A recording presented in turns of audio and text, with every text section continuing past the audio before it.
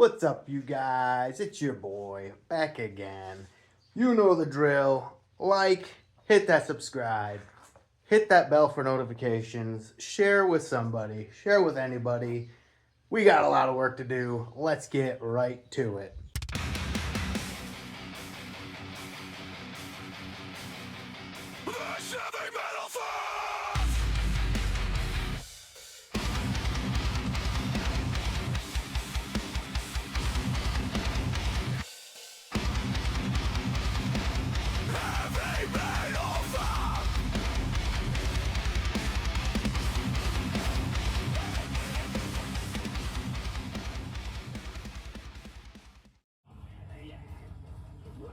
Hey, it's voiceover guy again. I wasn't sure how I was going to do this part of this video, or any of this video.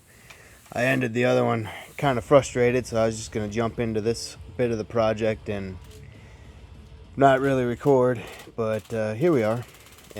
So I ended the last project putting the new gearbox on, but I could not get the pitman arm off because I didn't have the correct puller. I went to town, got the right one, which you see right here. And anyone who's done anything with these pitman arms knows they are stuck on there a lot of times. This one especially. This was a pretty good one for me. It was actually bending the arms and the little feet that are on that bottom of it. And yeah, I was putting a lot of pressure on it trying to get it off. So decided to grab the torch because heat is your friend. But heat is not a friend of oily, dirty rags, so let me get them out of the way. Also, kids, if you're going to do this, make sure you got a gas can and diesel can directly behind you, so, you know, nothing can go wrong. This takes a while, depending on how stuck on your pitman arm is. Whoa, fire! And mine was very stuck. I think it took me like 10 minutes, maybe a little bit longer, to get this to get unstuck. Just working it back and forth, both sides, all around, and making sure you're getting some good heat distribution. Making as much fire as possible. Mine was leaking, so it was covered in grease and oil and garbage. But yeah, you throw some heat on it, and it'll start to expand. Use the hammer, try to persuade it. If that doesn't work, grab your Ugga Dugga and give it a little twisty. See if you can juggle it around. Just keep working it back and forth. Heat both sides, all sides, hammer all over. Whoa, there she goes. Work must go on though.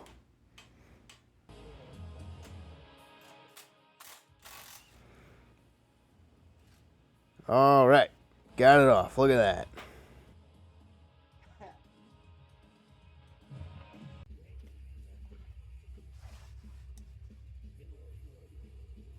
Now I'm in here cutting this sway bar off of here because I need new links anyway, and the bolts or the nuts were just completely nasty in here, so there's no getting it off with a impact. I put a nice little cut into the nut, and then you just take a hammer and chisel, and you can really pry it off, and then just whack it till it comes off.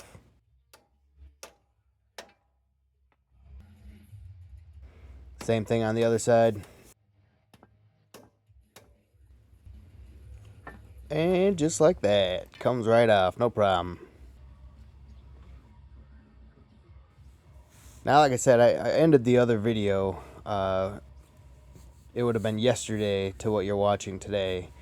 I put this new gearbox on at the very end of the day, and then I couldn't get the pitman arm off. So I stopped that day. Well, here I am installing it.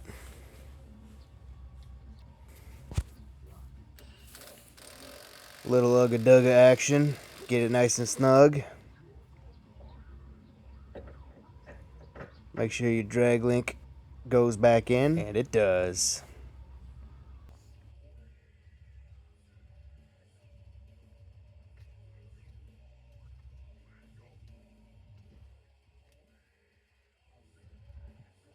Now, as you know, watching the other video, you know I squirted all of the power steering fluid everywhere, and it's kind of hard to get to. It's way down here to fill the reservoir.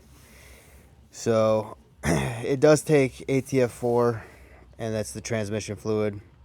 What I like to do is I'll put one long-necked funnel in there, and then I'll take a second one and just stick it on that funnel. And I'm sure if you had a really long flexi funnel, it would work fine, but this works fine for me. Just double up the funnels, pour it in.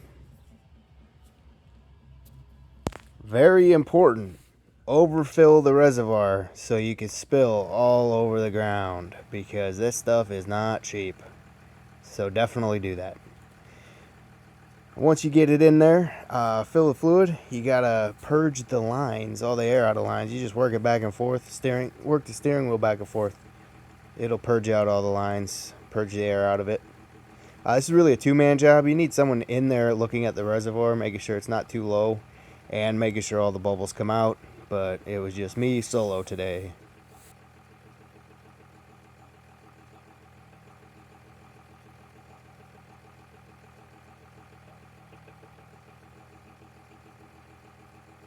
And now, a word from our sponsor. oh hey, I wasn't gonna talk in this part, but we got a little rant to do. This is 50% my fault. I will admit it, 50% my fault, but also not really. So, I'm a man of cheapness. I like to go cheaper. I get buy once, cry once, buy the expensive parts. But anymore, you don't know. Like, even the expensive parts, you don't know what you're getting. You don't know if it's good. Everyone, there's lemons. There's all sorts of lemons. People talk up a company and a brand, and then you go and buy it, and it's a pile of junk, and you have a totally different experience. Okay, it is what it is. It's life. It happens. So you don't know really who to trust. There are reputable brands, all that. I get it. Buy the expensive stuff. I don't. I buy the cheaper stuff. I don't go like the cheapest you can possibly get. I kind of go in the middle of the road, because I know the cheapest of the stuff is absolute garbage, and you're going to be replacing it within the year anyway. I get that. So I go middle of the road. I don't go the most expensive. I don't go the cheapest. Go to the middle of the road.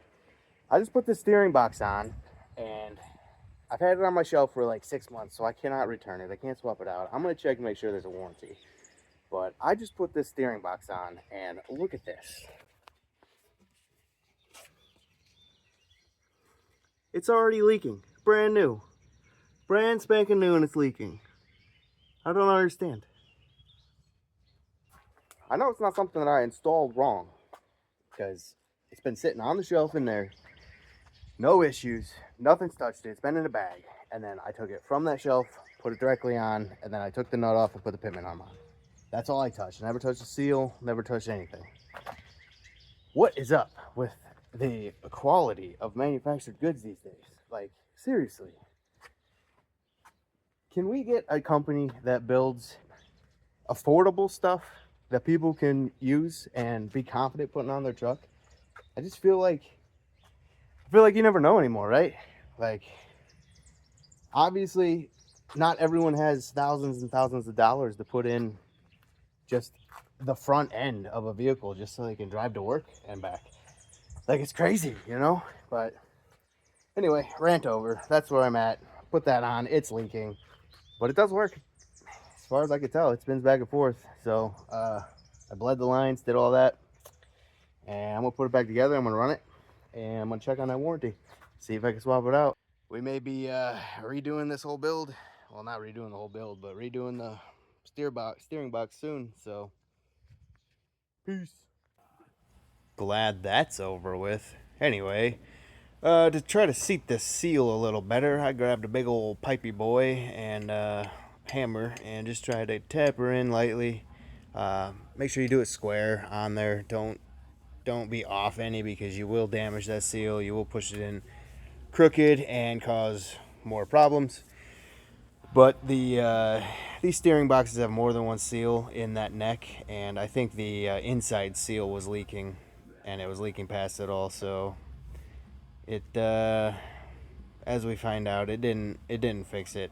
Trying to seat that a little bit better, but it's whatevs.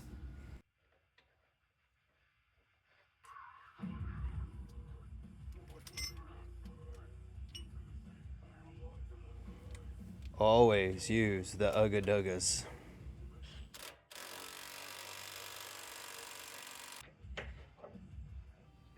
And if you can't get the drag leak back in, just push the tire. It'll push it over.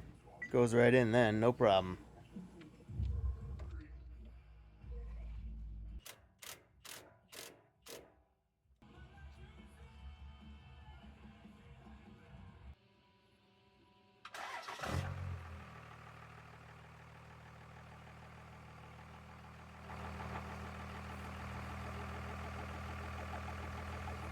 Hey, hey, we got movement.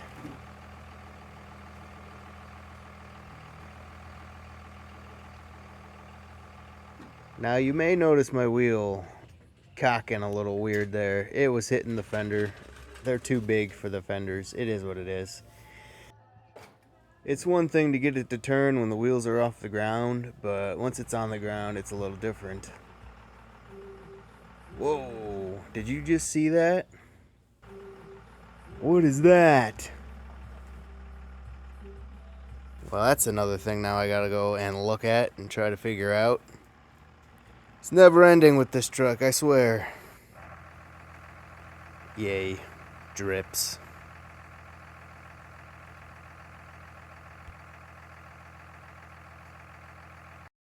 As you can see, my attempt to push that seal back did absolutely nothing. So, back to the drawing board, I guess.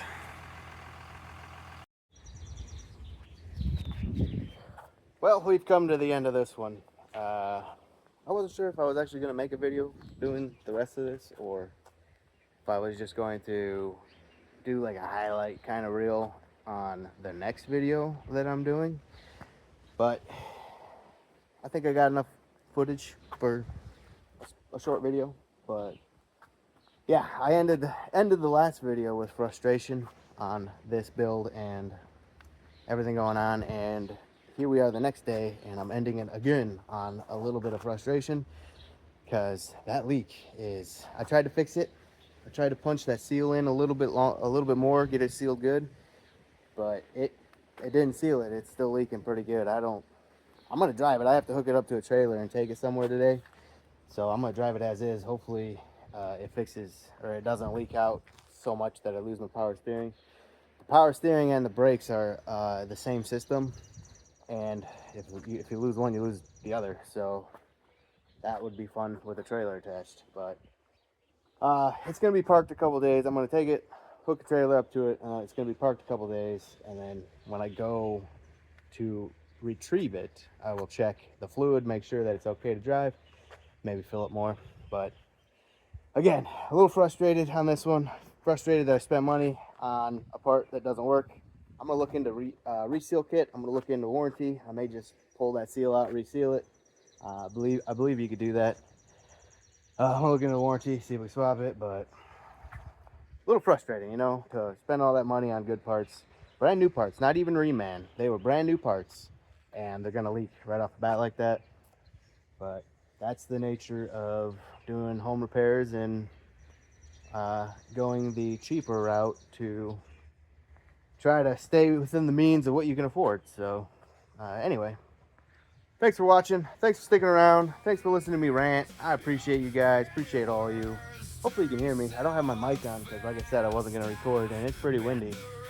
But like, subscribe, tell a friend, tell an enemy, make them watch it, and stick around for more shenanigans.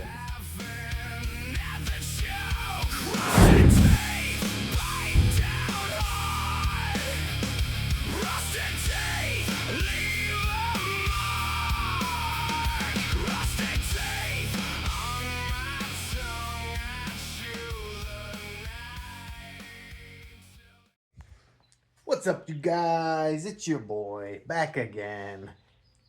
We're back. Nah, stupid.